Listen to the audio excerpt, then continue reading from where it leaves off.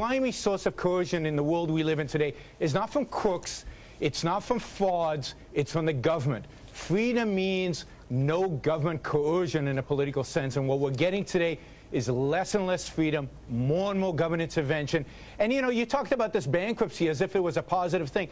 It's not a positive thing, because this particular bankruptcy is not a free market bankruptcy. This is a bankruptcy orchestrated through government force. This is the government deciding who gets what, and indeed landing up with a significant and majority stake in Chrysler and GM. This is a complete corruption of capitalism. Wait. America, he just made that even better. Remember when I said, hey, fiat's here? Okay, listen, for Chrysler, here it is. Whew, we're saved. Chrysler now is going to be run by Fiat, the unions, and Barney Frank. Absolutely. Whew. It's going to be run by the post office. Think of Chrysler being run by the people at the post office. That's what we're getting. And at the same time, we're all subsidizing that deal. That is, every taxpayer in America, everybody in America is giving up some freedom, giving up some of his hard-earned money in order to subsidize the post office taking over Chrysler and GM. Okay. This is, you know, so corrupt. It would be hard to imagine a couple of years ago that we would be at this point in American history. Here's where here's what I want to take this. I want to play from last night's speech. Could you play SOP 2, please? This is the president talking basically about the greater good. This is where this country went off track over 100 years ago. Listen to this. Now, let there be no doubt. It will take an unprecedented effort on all our parts, from the halls of Congress to the boardroom, from the union hall to the factory floor, to see the auto industry through these difficult times. We are committed to the goal of a retooled, reimagined auto industry that can compete and win.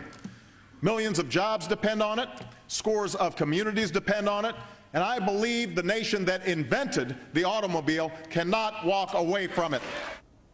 You know what? That's like, you know, the country that invented the horse and buggy shouldn't walk away. You know what? If you can't compete, you can't compete. Sorry, you lose. It makes all of us weaker, and this is a...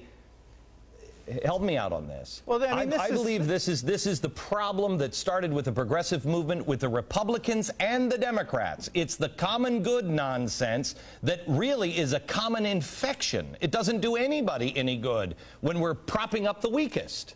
Absolutely. I mean, you've identified it. The whole notion of the public good, the public interest, these are perversions of both morality and what this country really is about.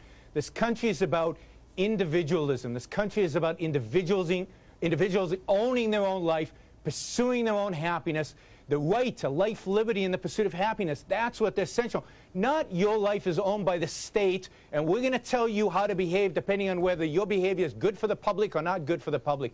That's how we got to this mess. We got to this mess with this ideology of altruism and collectivism, where you, the individual, belong to the group rather than you as an autonomous making decisions for yourself. That's the corruption, and you're right. It really started in the late 19th century, early 20th century, and was brought head-on into the Republican Party with Teddy Roosevelt, who is still admired by most conservatives, unfortunately. No, it's because they haven't read enough. I mean,